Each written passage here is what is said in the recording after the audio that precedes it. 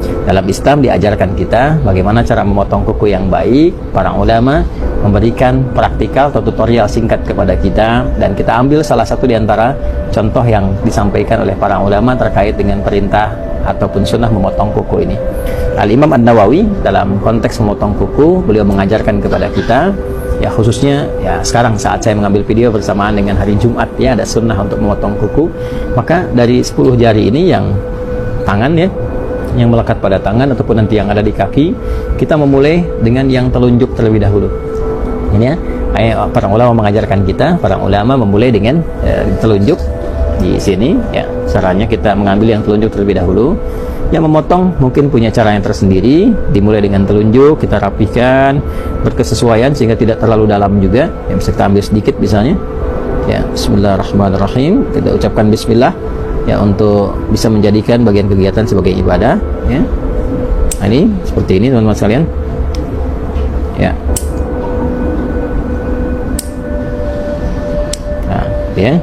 Nah, ini sengaja saya tadahi menggunakan tisu, ini ya, agar juga bagian dari potongan kuku tidak kemana-mana, dan nanti ada hikmahnya. Ada hikmahnya, ya. Saya jelaskan dulu secara keseluruhan, nanti hikmahnya di akhir saya tutupkan. Jadi setelah dari telunjuk sini, kemudian sampai mulai dari kelingking, ya dari telunjuk di sini selesai, maka dimulai dilanjutkan dari kelingking, ya ke sini telunjuk selesai, kemudian pindah ke kelingking, kemudian ke sini jari manis, ya jari manis, dan jari tengah, lalu jempol.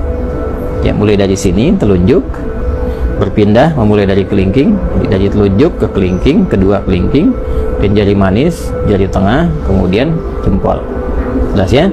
Lalu berpindah kemudian ke sini bagian kirinya, dimulai dari kelingking, kemudian jari manis, jari tengah, telunjuk ke jempol. Jadi urutannya di sini telunjuk, kelingking, jari manis, jari tengah, jempol, kemudian pindah kelingking, jari manis, jari tengah, telunjuk, kemudian jempol.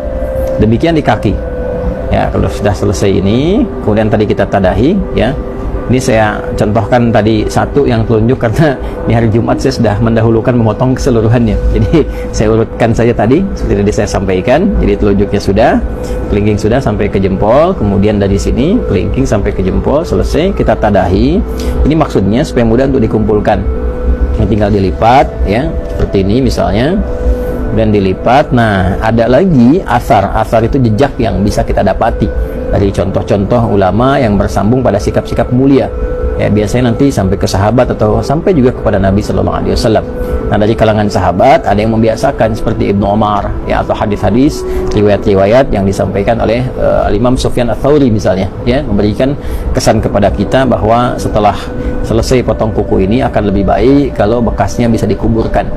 Ya, walaupun bukan kewajiban, tapi dianjurkan untuk dikuburkan seperti rambut, ya ataupun kuku, dengan dua tujuan. Tujuan yang pertama adalah menghormati ini bagian dari tubuh kita yang telah Allah ciptakan sehingga bisa menjaga kemuliaannya. Ini kan bagian dari tubuh, kan, jaga kemuliaannya, jadi nggak dilempar sembarangan. Walaupun mungkin kita bisa dilipat seperti ini, dibuang ke tempat yang layak, gitu kan. Nah, itu sebetulnya tidak ada masalah juga, tapi akan lebih mulia kalau bisa dikuburkan, lebih bagus. Yang pertama takrim, untuk memuliakan pada bagian tubuh yang telah Allah ciptakan. Kemudian yang kedua, yang penting juga menghindari hal-hal yang bisa menghadirkan madarat yang tidak tampak. Ya, madarat itu hal-hal yang membahayakan kepada diri tapi tidak tampak. Seperti kebiasaan-kebiasaan tukang sihir misalnya, ya atau hal-hal terkait magic yang seringkali menggunakan bagian-bagian dari potongan tubuh, khususnya rambut. Ya, ada juga yang terkait dengan kuku. Ya, ada juga yang menambahkan secara fikih supaya tidak dijadikan sebagai bagian dari potongan-potongan untuk kepentingan-kepentingan lain. Seperti kalau rambut kasusnya jadikan bagian potongan-potongan, ada yang digunakan untuk pakai wig dan sebagainya. Nah, itu supaya tidak digunakan pada yang demikian, akan lebih bagus kalau dikuburkan. Nah, itu secara singkatnya, potong kuku bagian dari fitrah. Hikmah fitrah itu menjaga kebersihan, tampil lebih rapi dan indah, dan dimulai dengan susunan yang tadi telah disampaikan, diakhiri dengan alhamdulillah, niatkan sebagai ibadah, dan mudah-mudahan selain tampil indah, elok, rapi, juga berpahala di sisi Allah Subhanahu wa taala. Al-Hidayat. Assalamualaikum warahmatullahi wabarakatuh.